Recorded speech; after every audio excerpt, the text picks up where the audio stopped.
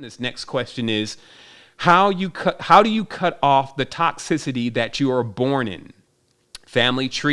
My family tree is so toxic, it's a blockage to my financial abundance. How do I detach myself from the negativity? And I actually remember us answering this question just a little bit, but I brought it up again just to make sure that we're very clear on the process of dealing with toxic energies around us. Even when we use the term family, like I actually consider every single part of this reality a part of my family. And I definitely know that there's parts of this reality that are not as harmonic with where I'm at right now. So the question is, how do I deal with that? And also there's a highlight here to financial abundance, which can also be blocked when you get too toxic. Of course, this is kind of logic. You know, you really don't feel like being abundant when people around you that actually don't have that same kind of ideal in mind, or even pulling things away from you. And that actually brings us to something that I brought up in ambassador training this week. And for those that want to jump in on a deep dive with the tribe and have the ability, I would recommend definitely join ambassador training. You'll learn a lot more about etiology and yourself, and you also learn about that through others, which is great because it gives you more to bounce things off of rather than just yourself. And so what this is really about is this is about that when your energy is not flowing, it does cause some blockages. And also we've highlighted a while ago that when family members also have had issues, let's say great grandma, grandma, great granddad, granddad, being a little bit careless on their lives, maybe drinking and not being sober their whole life, not building things, not learning skills, etc. And then passing that DNA to you, because that DNA is like a baton, right? So in your family, in your lineage, in your spectrum, you have this baton of light that is passed to you. And regardless of whatever it says, you got to roll with it, because that's, of course, your DNA. And we call that, playing the cards, or playing with the cards that you were dealt. Now, of course, we would love to see all aces, a straight flush, a royal, what do they call that? A royal flush. And we would love to get a hand like that. But actually, the truth is, just because you've been dealt a royal flush doesn't mean that you're going to win the game. You can actually get bluffed out. So we actually find that our ancestors were really good card players. They knew how to play with what cards they were dealt. And a lot of this had to do with their own personality and demeanor. So just like in a poker game, you can kind of reveal your hand if you look at the hand and you immediately are dissatisfied with what you receive and you fold. Okay? But there are master poker players that no matter what hand they get, they already know how to play this hand. So sometimes when they get even a bad hand, they double down right away to put a little fear in those that are maybe carrying that royal flush or whatever, to think maybe I can't even beat what he has in his hand.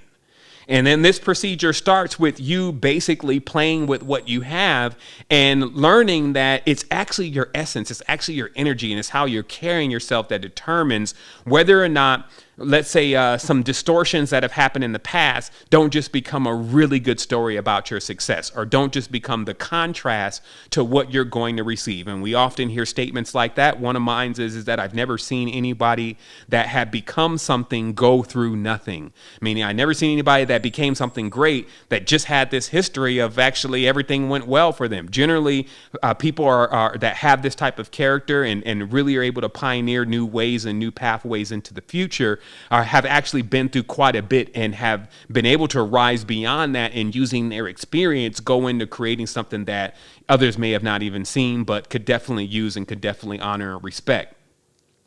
So with that being said, also about, this toxicity that goes on around us with family members and blockages to our abundance, we also realize that, and this is what we talked about, that in life, there's a field that's around you that has things seen and unseen. Like even the future is virtually unseen, but the energy is already present. It's already shaping and forming the future.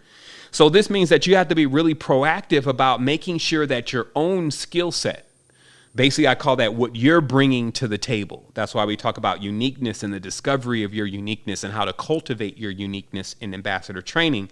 But this is about basically when you do finally come to the table of your life and you start co-creating with others, it's important to have something to contribute. And so, of course, we have family members that may always pull and take things. They come to the table only to pull from the table. But symbiotics is about you coming with something to give and also receiving something. So you want to make sure you have that two-way flow going on. But if you're only taking and you're never receiving, you want to watch that, because that actually throws you off balance. So every time someone gives me something, whether it's knowledge or information or whatever, I always make sure that I do my best to actually give something back to them, whether it's resources to continue on with their mission, maybe some heartfelt words if that's what I have to deliver to them. But whatever is of the greatest value that I feel like that I can give them, I do it. And it's because I've already received something, and I always want to keep that channel open and going in that direction. So in my life, I actually give a lot because I know that I'll continuously receive a lot. And as the old saying says, it's better to give than receive, meaning that it's better to have the ability to actually give something than to be there asking for something, right?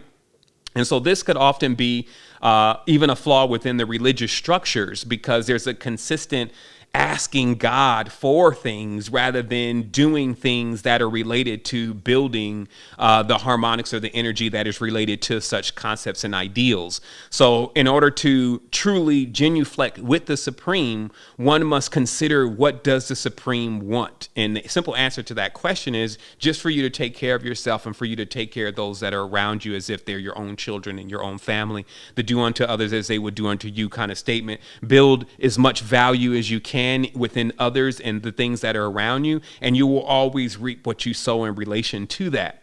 However, when someone, and as we're talking directly towards the family structure, when someone is not practicing those principles, they do actually pass that energy or that debt on to you. And in order to actually get balanced, and these are again words that are more related to the financial structure, debt, balance, those kind of things, current, those kind of things, then what you want to do is you want to look at your energy centers. You want to look at your overall consumption. This means from your mouth to your eyes to your ears, not just what you're eating, but also what you're hearing and what you're seeing. And you want to assess the quality and also the energetic content of what you're putting in. And what this does is it gives you more fuel, more current to balance out many of the debts. And also the debts do appear as disease, hereditary issues. So this is how you go directly at those kind of things and at least set the balance straight for those that are going to come in your family. They don't even necessarily have to be your own children, but people that are actually using that DNA within your family structure.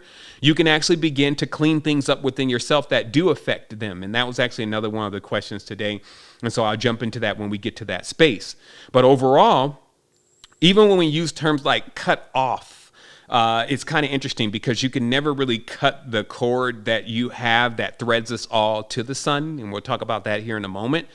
So what you can do, though, is you can actually put them on timeout, meaning that it is more beneficial if you feel like that you cannot sustain yourself in that kind of atmosphere, in that kind of environment, to relocate and put yourself into another environment, at least to have the chance to regroup and to rebuild who you are. So this all is very basic stuff. It's very basic fundamentals, but it is very important that you cannot carry and assist others if you cannot hold yourself up and assist yourself. And that seems like common sense, but common sense is not common. So beyond that, also, there becomes the willingness to make that move. Obviously, there's an emotional struggle that we have at times with abandoning, because it feels like that, abandoning others and going on to our own growth in order to be able to have a joyous and happy life. But what I can assure you, especially from doing it myself, meaning removing myself from everybody that I was around, especially in my previous life in the Matrix, in order to see new vistas and to reboot myself. Because the other thing is that it's unfortunate that when you try to change, and because day after day this change must take place and you must stay within the change, you can often reset back to who you were before because someone is trying to see you through that lens, meaning that even when you're trying to change, they're egging you like, oh man, trust me, that's not going to work. I tried it before, or you're not going to stick to that, or you're the same old person. Especially if there's an argument, they really try to throw those arrows which try to remind you of who you were in the past. So it becomes difficult to move on from that. And if you see that going on, that is one of the most mature and adept moves that you can even make within this life, is to have the energy to break away. Go away for at least a week, at least 2 weeks, to another country. Come to Costa Rica. It's sure not that far from the United States, and spend some time with yourself.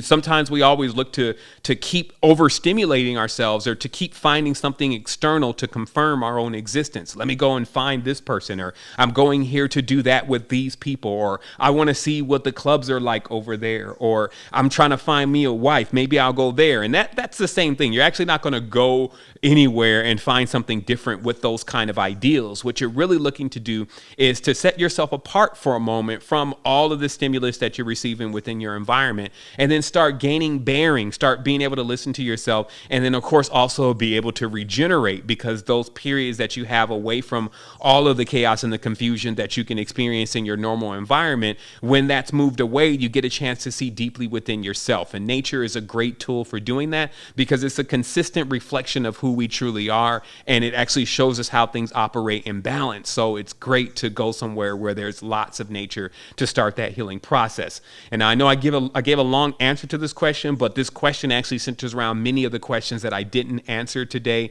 because they were all related really to this same thing about, how to get oneself into the right level of financial abundance, and how to start to metamorphosize the things around them, especially if it's really on a negative level.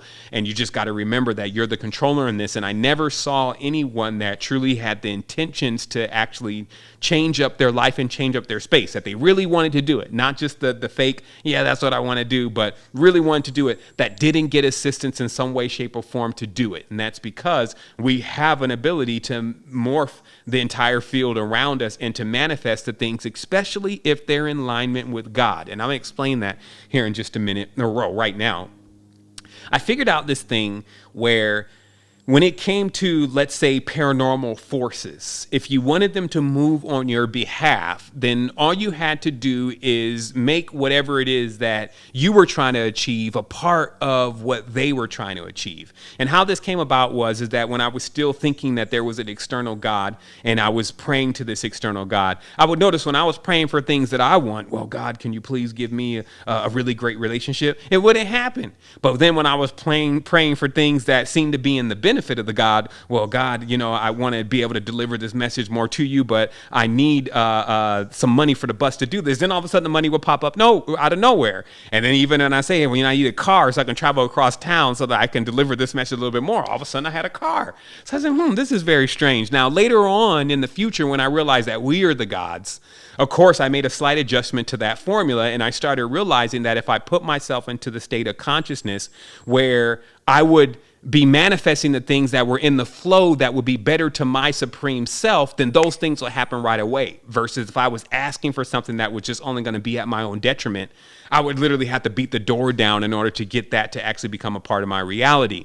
So now when we bring that back into the scope of just manifestation, like they call in The Secret, being able to manifest things through your thoughts, etc. What it really says is that when you're looking to truly get involved and engage in things that are going to be better for you, going to actually increase who you are, really, not just feed more of your pleasures and desires, but actually truly assist you in getting forward, those things actually are able to manifest just like that, versus things that are still going to be holding you back because you've been doing so much of that and manifesting so much of that energy. There's really no repository of fuel for you to be able to get that kicked off. So you have this other side, and this is what I'll say to people who feel like they're experiencing somewhat of a distorted reality. Make no mistake and realize that within all energies, if you're experiencing one, that means the other one is just building up a lot. So you have to learn within yourself how to tap into that other force that is now probably so overflowing that when you finally crack it open, you just get this floodgates of benefits, and you can generally ascribe those benefits to the changes that you made. So this is a bit of a metaphysical introspection about how to actually manifest things and what are the mechanics behind that, instead of just saying, oh, I want a new house, or I want a new car, I want a great boyfriend or girlfriend or whatever. Start thinking about the things that you truly need in your existence. Like, I want to go to nature so that I can regenerate my soul. And you'll find that the responses that you get from what we would think are just invisible forces will be a lot more expedient in order to answer that call, because again, it's you talking to yourself.